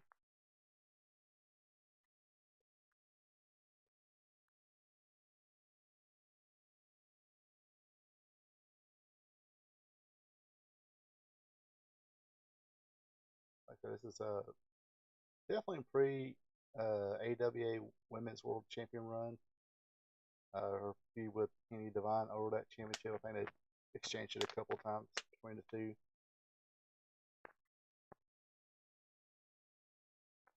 And of course, she would grow to become a sensational Queen Sherry, managing Macho Man Randy Savage. Of course, after she left AWA, she went to WWF, pinned Dallas Moolah, kept the title for a long time because she didn't really defend it that much, but was defeated by Rockin' Robin, I do believe. Excuse me.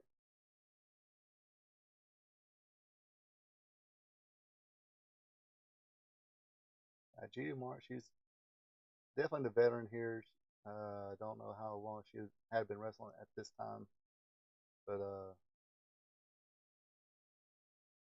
probably definitely she got maybe a couple more years, 3 years on Sherry Martel here. Like I said, when she went to WWF, she became WWF Women's Champion and got into managing, and she was good at that. She was a good character on the mic. She was over. Uh, she knew what her role was.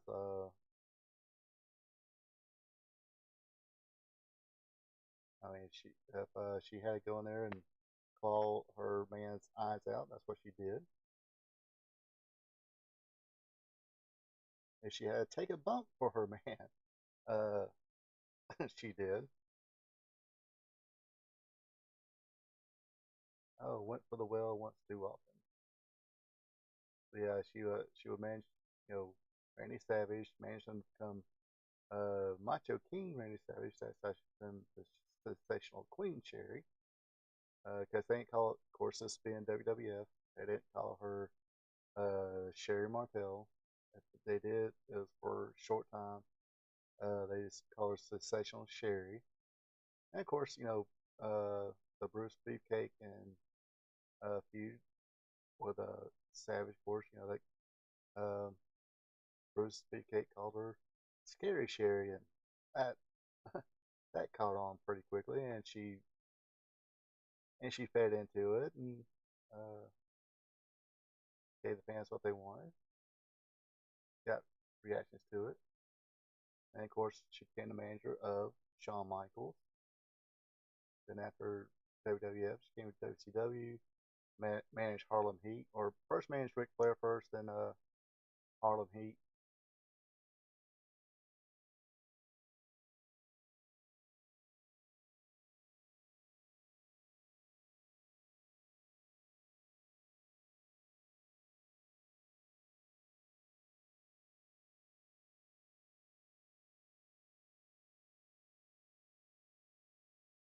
Get the heck off me.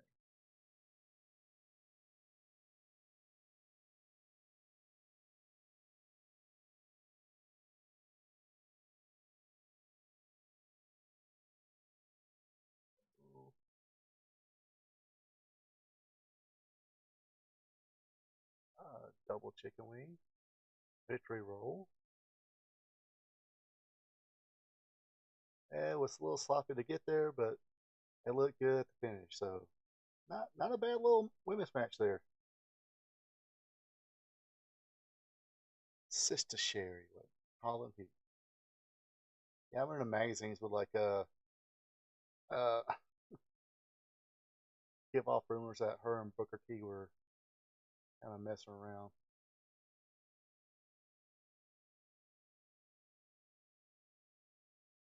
But of course, uh oh yeah, when the famous Harlem Heat promo where uh Harlem Heat saying, "Hey, we want all the gold. So Hogan, we coming after you."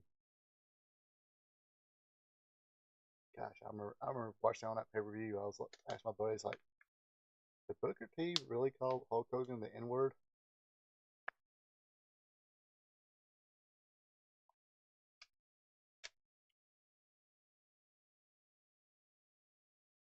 And of course, Southwest Wrestling, they had oh wow, here's some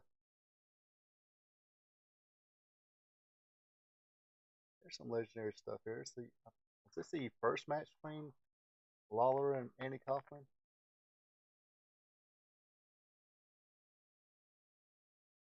Or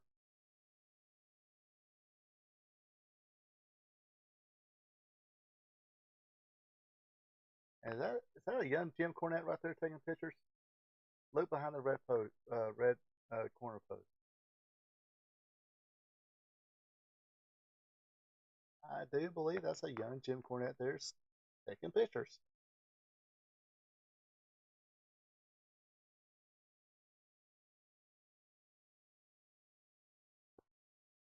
Of course, I'm not sure what it's been saying. Like I said, I get keeping the volume down low. Yeah, looks like a young Jim Cornette's in there. Take up. Yep, this is the first match. So here's where Lawler's like, look, I give you the head here. Come here. Or that didn't sound right. I'll let you. Jim Lawler saying, I'll let you put me in a headlock.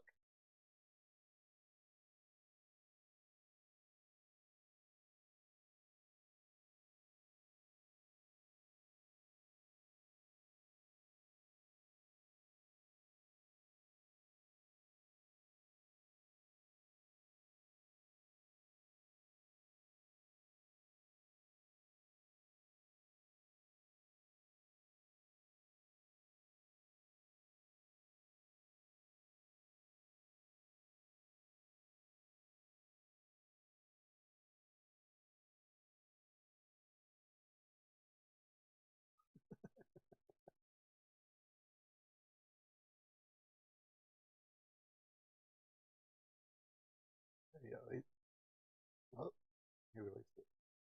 There you go. You got him now, Andy.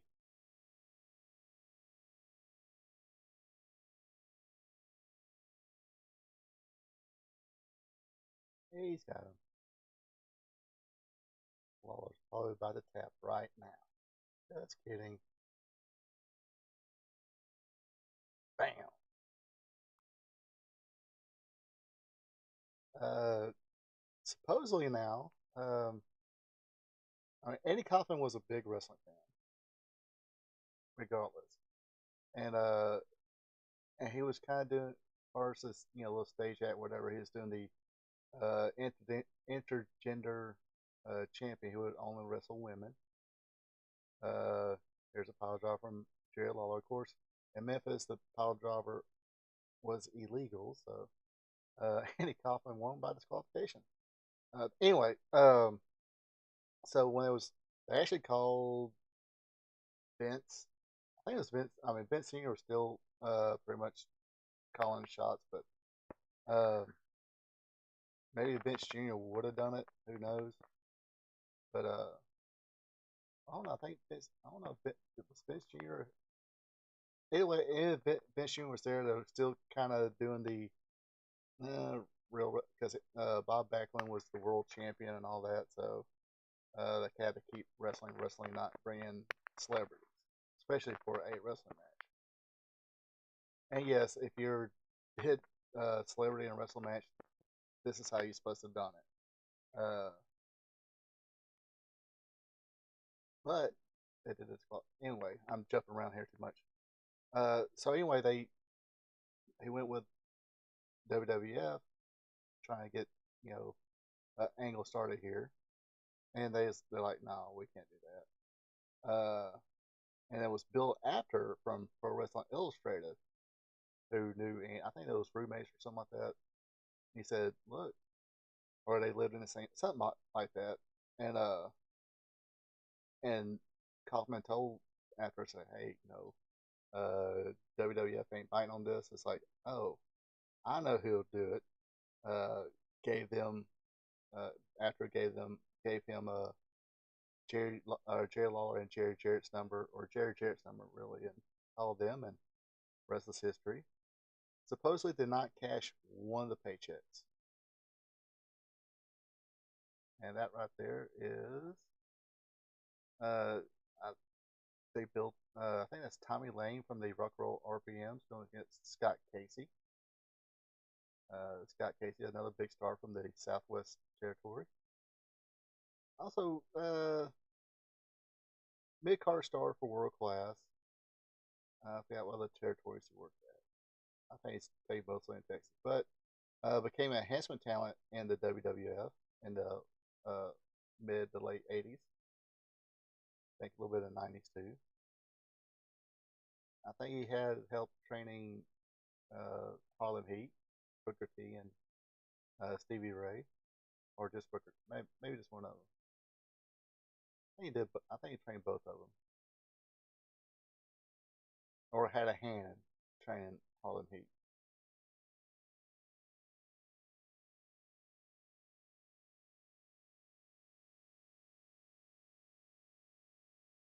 Yeah, that's now I'm listed now. I think that's professional.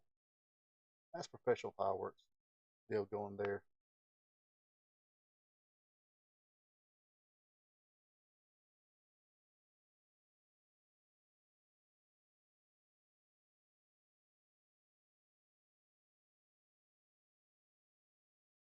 Now, interesting thing about Tommy, or I think they call him Tommy Saxon here, uh, but would be known as Tommy Lane's part of Rock and Roll RPMs.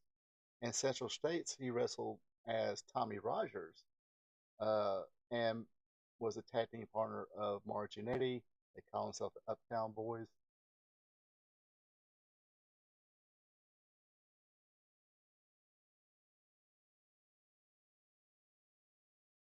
So as far as the enhancement talents here, at least he was part of a tag team who would work other territories and uh, actually did stuff to draw a little money, or was in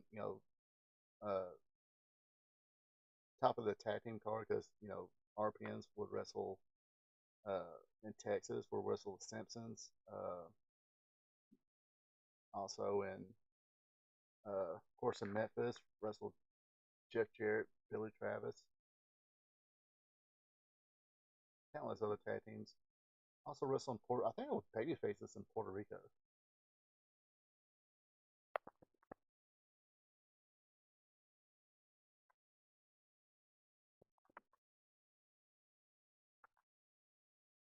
And of course, the other half of the Rock and Roll Appearance was Mike Davis, a guy we watched. What was it last week for the Florida Championship Wrestling for Florida?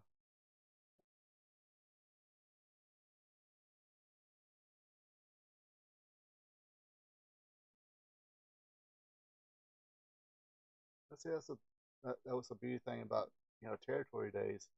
You know, yeah, you might start off as a handsome talent stuff like that, but you keep going from territory to territory, learn your craft pretty good, then maybe get put in a tag team or get change the gimmick or something like that, and and do stuff to help draw money and be one of the stars. In other words,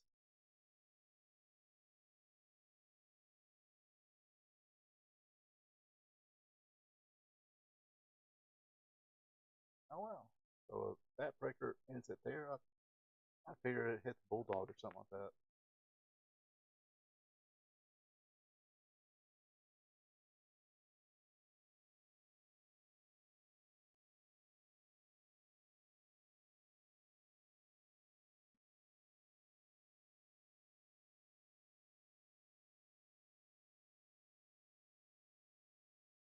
Now, if I am mistaken, was this did Tele Blanchard say they did their TV tapings at a old grocery store? Oh, there's Bill Ash, former junior heavyweight champion.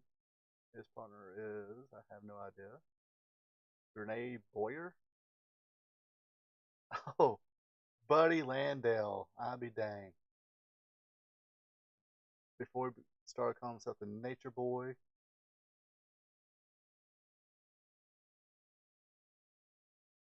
Buddy looking great shape at the time. Yes, this is the pre uh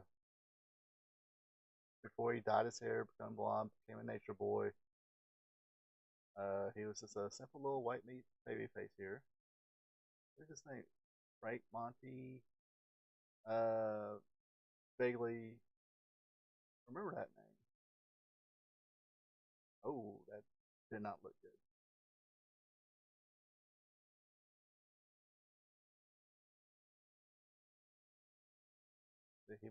He must have seen the intro. Say, oh, I'll hit me a bunch of drop kicks here so I can be in the intro video. Oh, come on, ref! You can't allow that tag. There you go. Step in there. That's not how it works. There you go. See, it's little things like that that make referees look like they have some kind of authority in there. All right, here we go. Tag in the Buddy Landale here.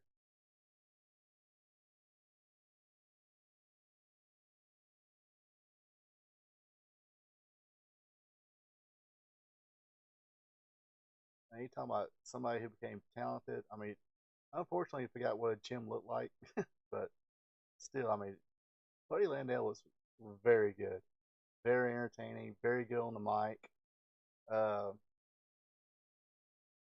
maybe if he won that world title, he, maybe he would have dropped that Nature Boy thing, but still, you know, carried on as Buddy Landale, a kind of like a Ric Flair clone or whatever, still done the ropes or whatever. Um,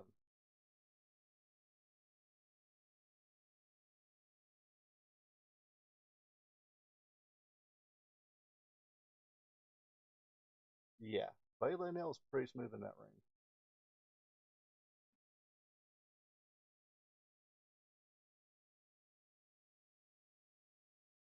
I mean, he was. I want to say he was Barry Windham, Brad Armstrong smooth, but he was pretty good. He knew his character. He knew how to get over and stuff like that. So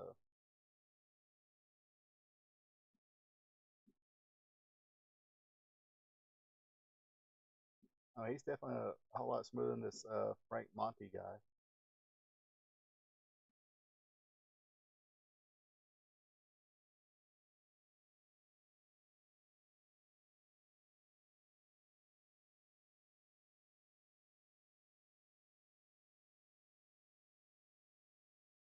I mean, if anything, I know I made a cocaine joke earlier, but I should tell you kids. I mean, uh, leave them drugs alone. And if you go into the entertainment business, again, leave those drugs alone because you might think you're on top of the world, but those drugs freaking can ruin everything. Yeah, that I mentioned the corkscrew elbow earlier that Steve Regal did, but Buddy Landell was the original person I do believe that used a corkscrew elbow. But of course, he used a corkscrew elbow, then a figure four because he was most time I seen him was him being the Nature Boy, Buddy Landell.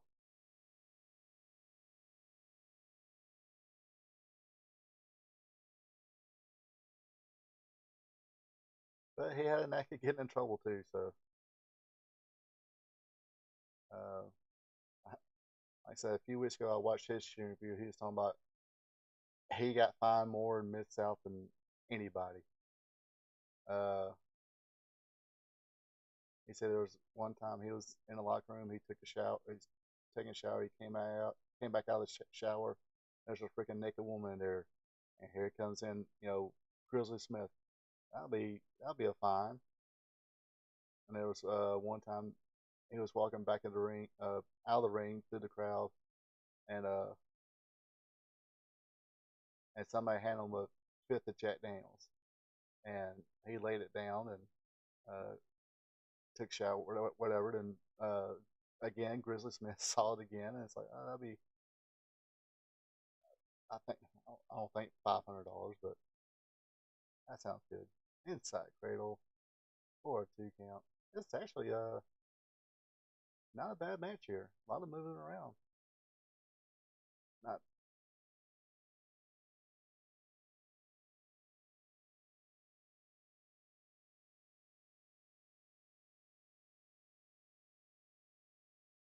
look at there, Butterland clean the house there with those atomic drops.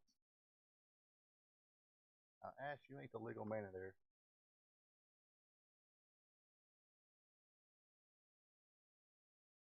Uh oh, watch out.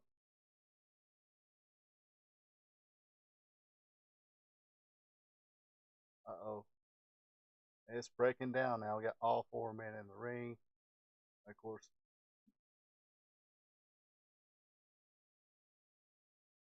referee decides to make the babyface leave first. Double tag.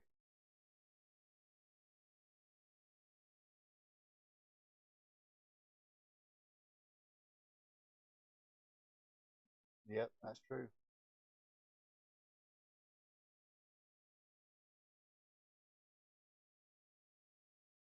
I don't know. I mean, some people can handle it. I mean, I guess all drugs are kind of, uh, I guess, kind of like alcohol. I guess. I mean, some people can sit there and drink a beer or two, and they're good.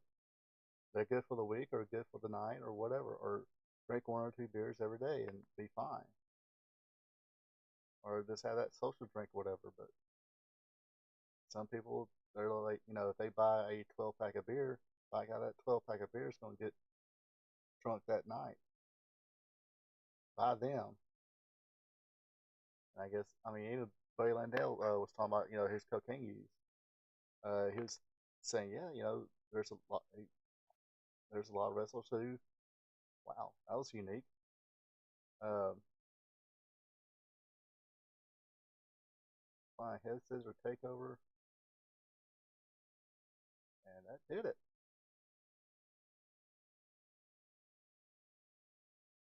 But anyway, it was talking about how even with cocaine, people knew how to do a little bit, and that's it. And he said if he bought like he bought if he bought 8 ball of cocaine, I think that's what he said. He had to snort all that cocaine that night, and he had mentioned that that's pretty much what cost him that angle with Ric Flair was. He was in Charlotte. They wanted him to fly to Atlanta the next morning or whatever, but he said, "No, nah, I'm just going to drive to Atlanta." So here he is in his car, snorting cocaine all the way down there. Gets there, gets to a hotel in Atlanta like 5 a.m. Crashes, and when it was time to get up, but he didn't want to get up because he was, crashing down from the cocaine. And here's, I think Black Bart trying to wake him up. Said, "Nah, here's my car keys. Go ahead." Uh, then Crockett bought, called him. Dusty called him, and pretty sure he said some bad things to him. So I just don't feel like coming in right now. Then when he finally did show up, Dusty's like, "All right, hand me the belt. You're fired." And that is Joe Blanchard there sitting there talking. I guess being where they are in Texas, I think this was the San Antonio territory, so uh, I think the Hispanic population was good or kind of big there too. So they had to have a Hispanic, commentator and a English uh, commentator kind of sit there and explain everything, ask questions.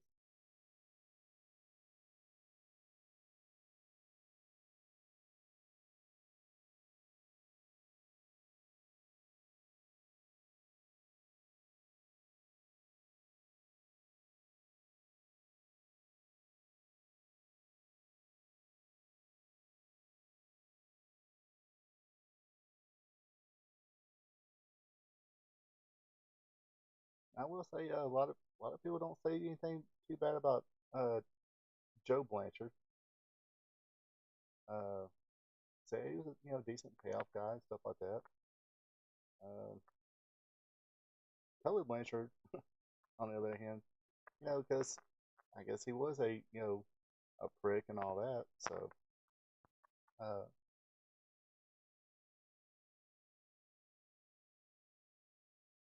so your commentators was Steve Stack, Pepito Cuco Rodriguez, Marty Martinez.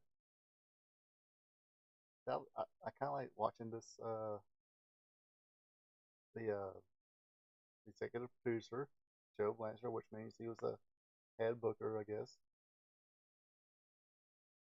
And he probably had another booker, but he had a booker, but he would make the final calls and stuff like that. Kind of like Bill Watts. He had his bookers like Buck Robley, uh, Bill Dundee, and whoever, Eddie Gilbert. But you know, uh, Bill Watts had the final say, or at least would say, "Look, this is the direction I want to go. Make it work." But yeah, not a bad little episode there of Southwest Championship Wrestling. I can see where people kind of dug into that. Uh, I say you got to see some legends there. You got to see the legendary Tully Blanchard, Gino Hernandez.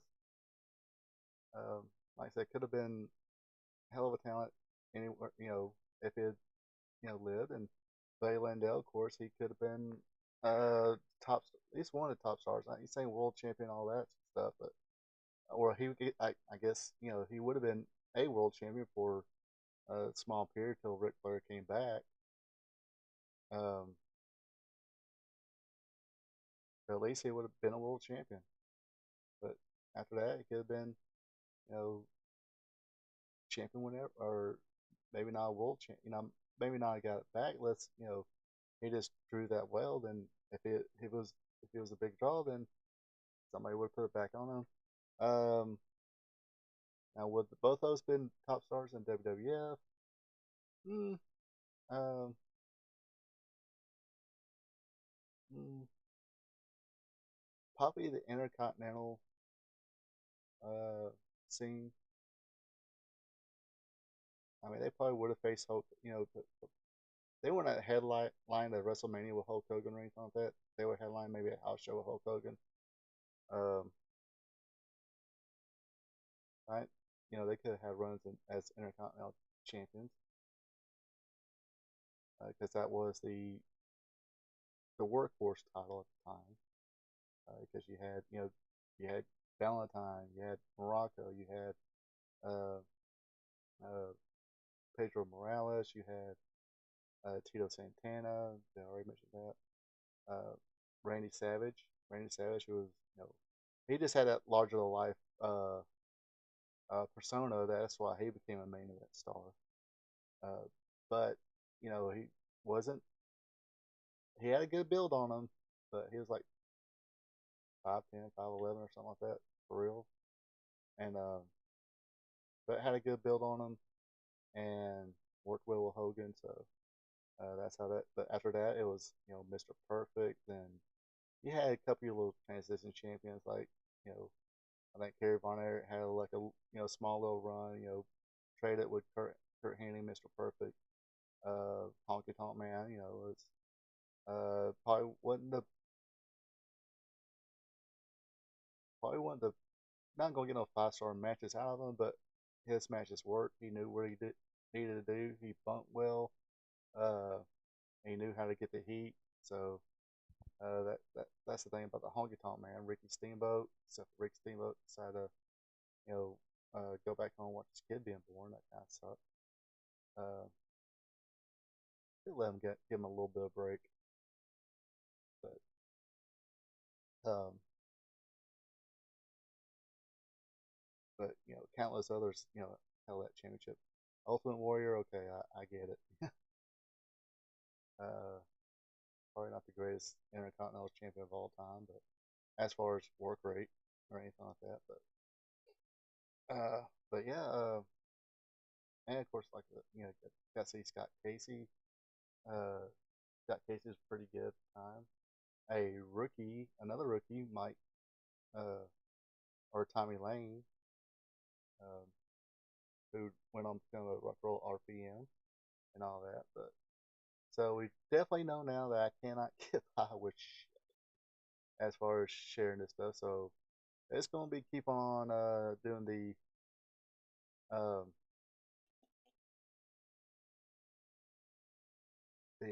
this share the link type deal. It worked for a while, but it's ain't working no more. They're on me. They after to get me. Um, but yeah, what do you folks think? Maybe next week we'll watch some AWA.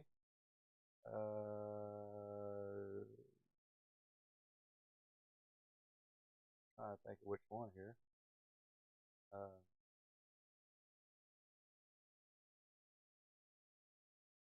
I want to say 85 or 86, back when we had the Kurt Hennings and the Midnight Rockers and all that. Might go there. But yeah, so definitely uh, check it out. AWA next week. A lot of people love AWA though.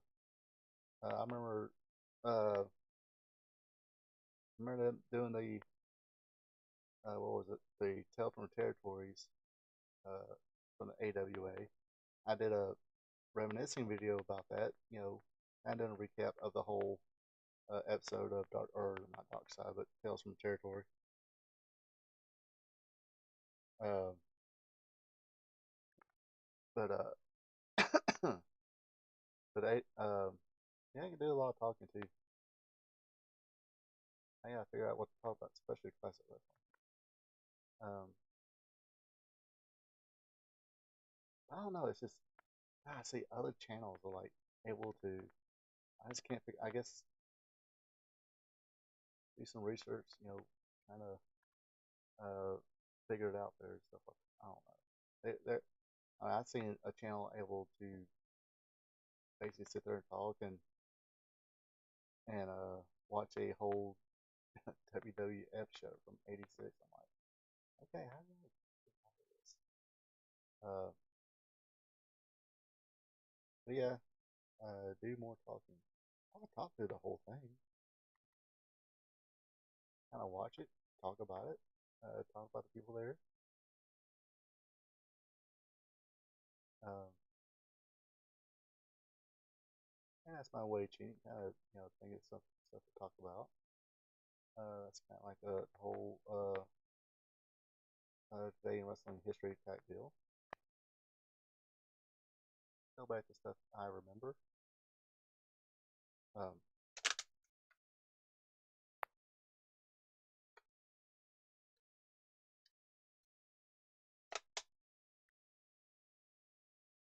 but what was I saying? But yeah, I definitely see. Of course, at one time, Southwest Championship Wrestling was on the USA Network. Uh, let's see.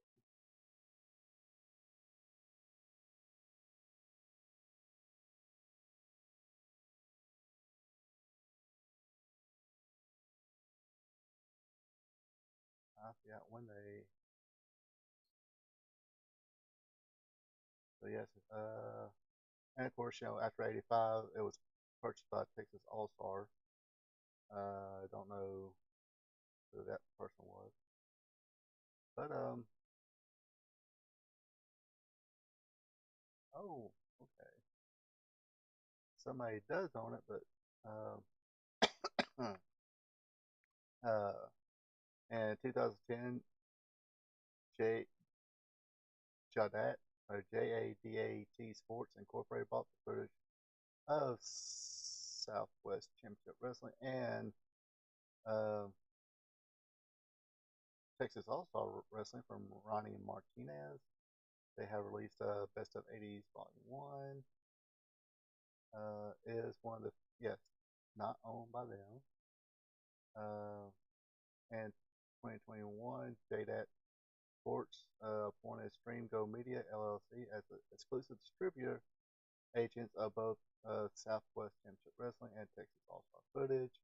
Footage from both appear on streaming service Wrestling Legends Network. Built and operated by Stream Go Media LLC, launched in May 25, 2001 on a Roku platform. I think I actually got that, but you gotta pay for it.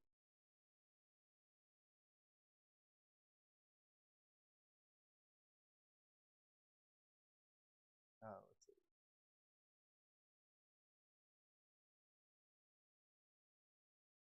So the Southwest Championship Wrestling was paying USA Network $7,000 per week. Uh,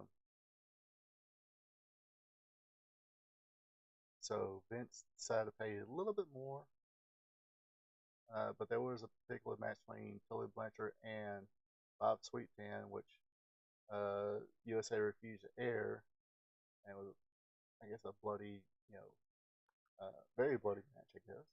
I've never seen it. Um, so, what year was this? Oh,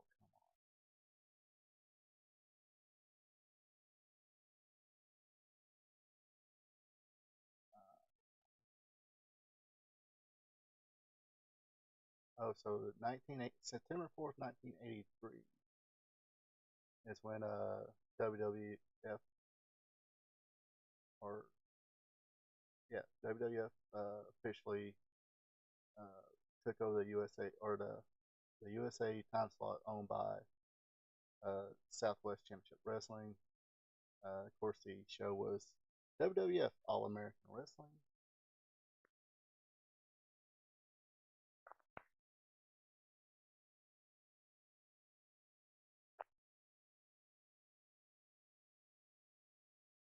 But I think if you go on um, go on YouTube, uh, there is some shoot interviews with Tully Blanchard. They kind of, the RF video shoot interview. I don't know if it's on here or not. I think he kind of goes in a little deeper, uh, go into detail how it kind of unfolded. And, I think he basically said he just couldn't they can't afford a according to the Wikipedia page, it was $7,000 a week. So that would that's not good. That's a that's a lot of change there. Trying to figure out what this other guy's name. The guy who's like the co-host of Storytime with Dutch Mantel. He's got the new show with Stevie Richard, the English guy. He's pretty good. He does shoot interviews too. I think he recently done a shoot interview with Tully Blanchard.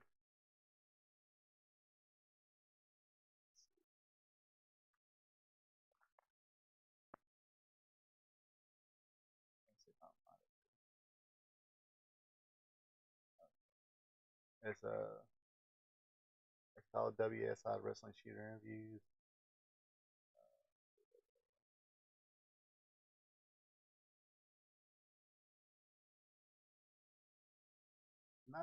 Like I said, not sure if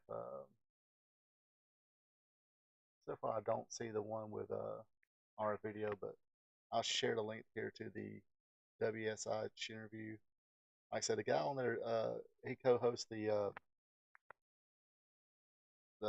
story time with Dutch Mantel. He did like a weekly podcast with Shane Douglas, but that kind of got canceled right now. Now he's doing one with Steve Richards. Looks like it might be pretty good. The one with Dutch Mantel is pretty good too. Very entertaining. Uh, but he's a good interviewer. I mean, um, I don't know where I have to sit there to kind of really rank them all now. You know, between kayfabe memories, RF video. He's definitely better at Hannibal. Not saying all of Hannibal's stuff was bad. You know, some of his interviews is pretty good, but I don't think he's as nowhere near as good as interview or as this guy. Oh, what else was I going to share? I was going to share my shit.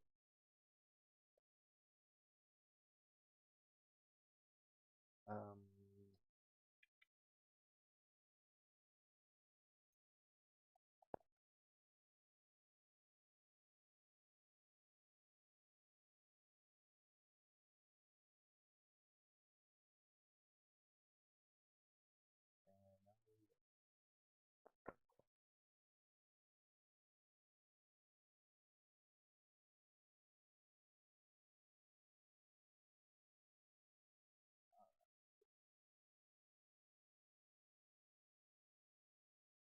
so if you're interested, here's my video of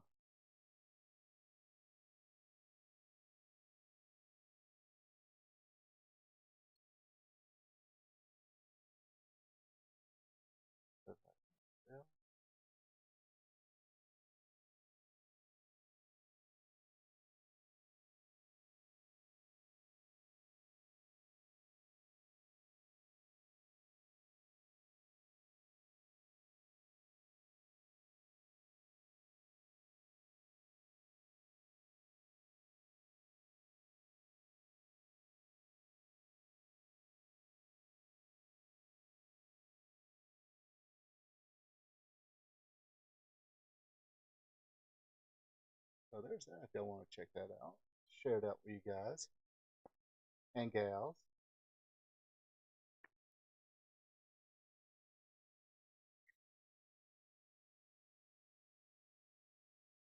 And yes, that's a kind of my thing. I kind of do. Now, did I? So I gotta go back and watch.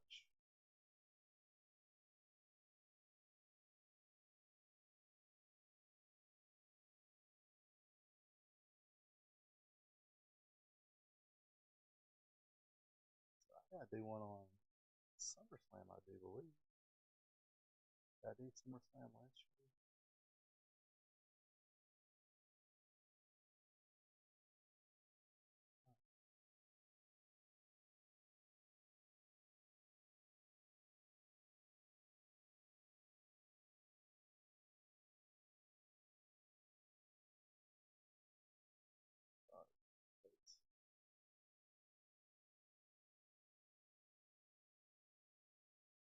Anyway, uh, so yeah, like I said, next week we'll do a little AWA, talk about AWA.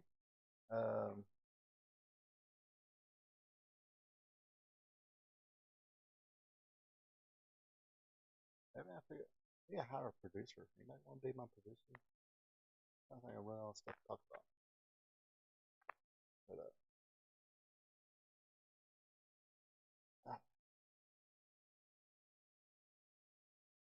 So anything else that was supposed to promise to share up for y'all?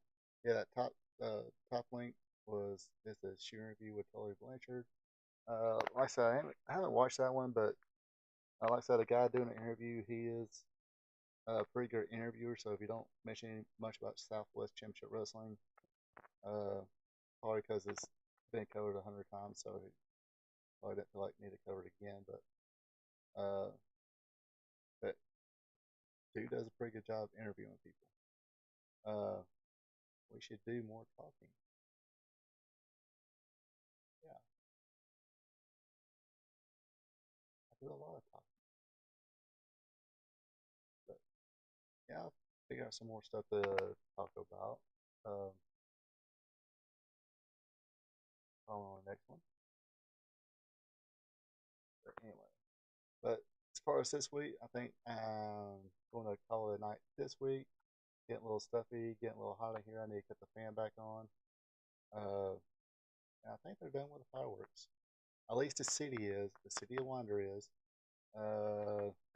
Pretty sure the neighbors will be taking that out soon. So need to get well rested or get comfortable, get well rested so I can probably go to sleep before they start doing that stuff. But like I said, before I go here, yes, I will apologize. Been a little lazy this week. Didn't get all the recaps in. Um, every Tuesday, I do a trivia show called Wrestling Trivia Tuesday, where I ask 5 questions all dealing with the sport of professional wrestling. Usually have those up on Tuesdays around 10 o'clock in the morning. Yeah, pre-record them, have them out on Monday, put it out or schedule it out next day on Tuesday. Usually, I do a WWE Raw recap show. Like I said, apologize, no recap show this week. But we'll get back on it next week, as well as AEW Dynamite recap show. And speaking of getting right back to it, next Thursday will be return to the Spot Show live stream with me, Ronald Ray. Yes, that is the original live stream show I do on every Thursday at 8 p.m. Eastern, 7 p.m. Central, 6 p.m. Mountain, 5 p.m. Pacific, 9 a.m. Friday morning in Japan, and 5 a.m. Friday morning in India. And that's where we talk about the latest topics of what's going on in today's wrestling. But if you're not digging today's wrestling, I got the fix for you. It is this show right here, Wrestling Gold Friday Night, where we talk about the this date in wrestling history, go through all that. Also, we always do a watch along, but I guess my watch alongs are not uh, always get different topics and stuff like that. Yeah, there's always something to talk about. Then I'll be here all night. Then I'll be the cancellation of the show. Just kidding. Um, but anyway, like I said, we'll feature today in wrestling history and do a watch along, and that's how we get the subjects of stuff to talk about. Uh, personalities and stuff like that. But anyway, yes, that's every Friday, 8 p.m. Eastern, 7 p.m. Central, 6 p.m. Mountain, 5 p.m. Pacific, 9 a.m. Saturday morning in Japan, and 5 a.m. Saturday morning in India. And of course, tomorrow night. How about this? Well, we can't figure it out here.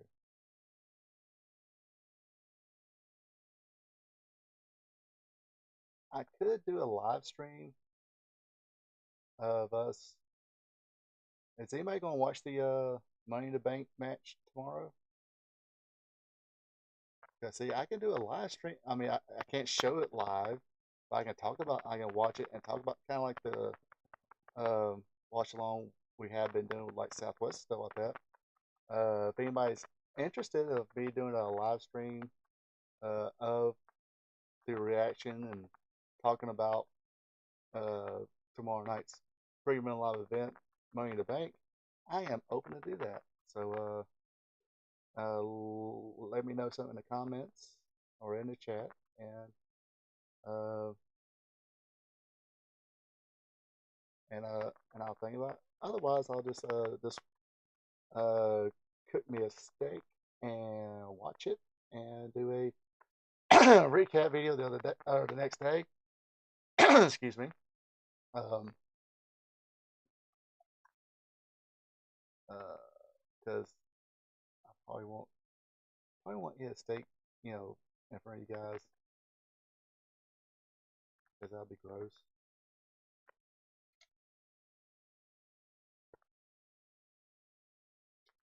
Maybe I'll do me a steak tomorrow or a cheeseburger. Yeah, I don't know. I was hungry as hell last week. Uh, but anyway, like I said, that does it for this week's Wrestling Gold Friday night. Uh, check us out next week. Join us in the chat. And again, like I said, leave a comment in the comment section. Uh, anything as little as a hello is greatly appreciated. The likes, the follows, all that good stuff is greatly appreciated. Until next time, you folks have a good one. Have a safe rest of the holiday weekend. And have a good one and take it easy.